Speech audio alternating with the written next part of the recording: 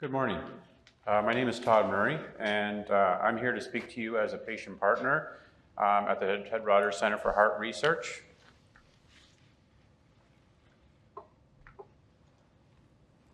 I'm honored to be here today to share a retrospective and forward look at my experiences as a person with lived experience, engaging with TRANSFORM HF and the Ted Rogers Center for Heart Research. I come to you not as a scientist, but as someone who has lived through the challenges of heart disease and heart failure, and has had the privilege of working alongside so many of you in research and clinical projects.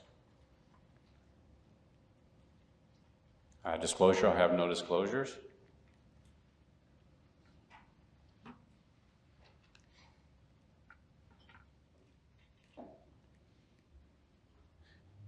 To give you a little background of my history, my professional life before my cardiac crisis was spent as an elementary school teacher for 30 years. I also coached and refereed many sports, so being active and engaged in the community was central to who I was.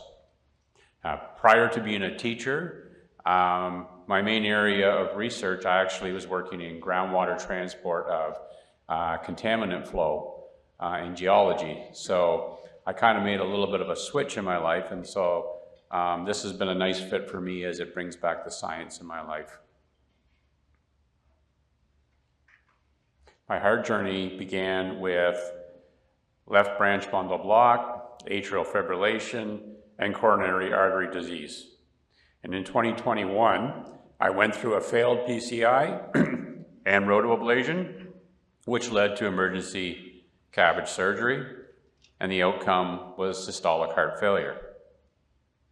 In 2022, I suffered an out-of-hospital cardiac arrest and later received an ICD. And since then, I've been going through ongoing VT ablations related to scar burden from my heart attack. So like many patients, my story is a mix of unexpected crises, interventions, and ongoing management.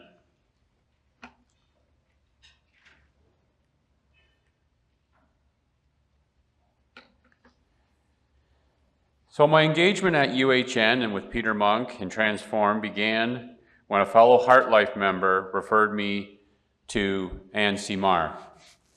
And that was the beginning of my journey into being able to give back. That opened the door to becoming involved in several meaningful ways.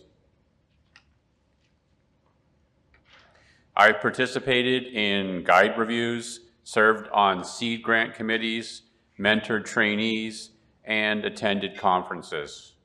I've also worked as a member on various research teams and even helped co-develop training programs for new patient partners coming into the fold. And these opportunities have shown me that patient voices are not just welcomed, but they're actively shaping the work that is being done here.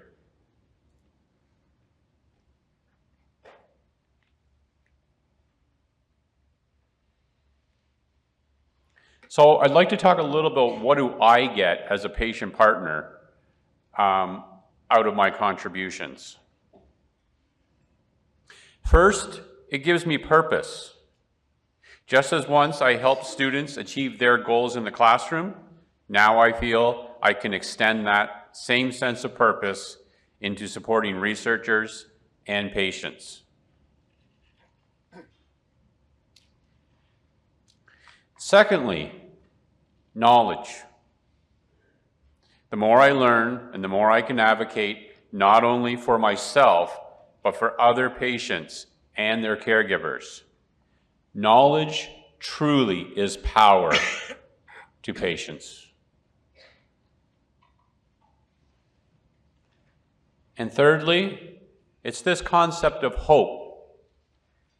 Being involved in research allows me to represent those who are too sick to be here or to be able to speak for themselves.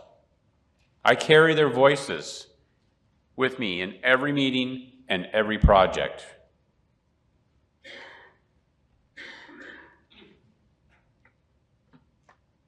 So what's the main gain for you as researchers? But this isn't just about what I gain. For researchers, the main value of patient engagement is the chance to connect research with the lived reality. It ensures that your findings aren't just important on paper, but that they translate into meaningful, patient-centered outcomes in the real world. Engagement helps bridge the gap between discovery and impact. And I'd like to maybe kind of diverse to an example when I'm reading some of the basic science papers of trainees. I sometimes approach them and say, but how is this going to help patients in the future? And that's tough for them because a lot of times it's really hard for them to make that connection. But I always use the example of, for example, certain drugs that are being used now. The Jardiances and dapafloazins, originally developed for diabetes patients, but eventually became a drug that could help heart failure patients. So I get them to try to think outside the box and how things can apply.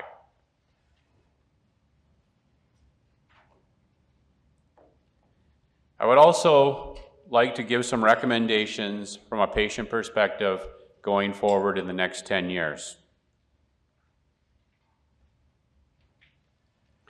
First, engage people with lived experience from the very beginning of your research ideas, all the way through to knowledge translation. I know from a personal perspective, when I started 3 or 4 years ago, there were times where I came on to projects when they had already started for various reasons, and that created a catch-up for me, and it also may have disengaged me at that point. And then were projects where I've been involved right from the start, the ideation, it has helped me engage more appropriately in those projects. Second, providing training and resources to your patient partners. Ask us, what do we need? And support us along the continuum. Third, get to know your patient partner personally. Encourage and reassure them. The relationships you form really truly make a difference. Just as for clinicians, the relationships that they form with their patients make a difference in their lives. Fourthly, protect us. Remember, we live with this disease daily. There are good days and there are bad days.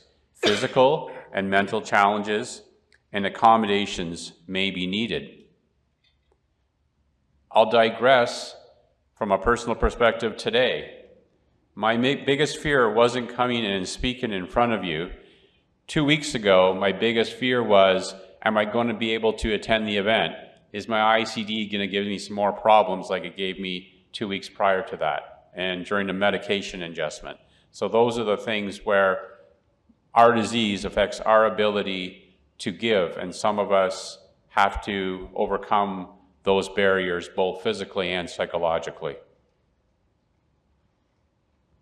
And number 5, respect your patient with lived experience as a team member. They can contribute greatly with support.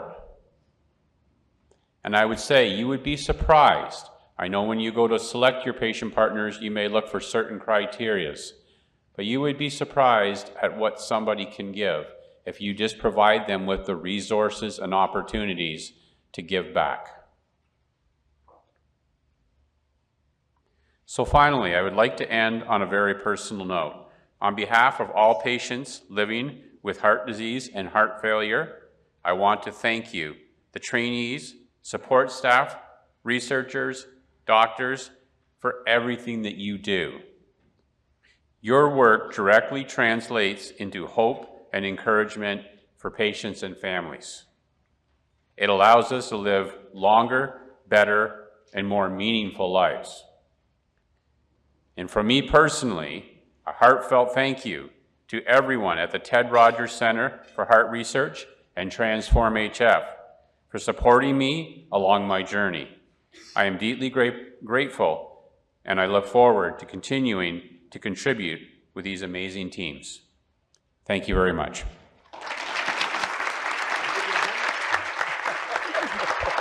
Thank you. That was awesome.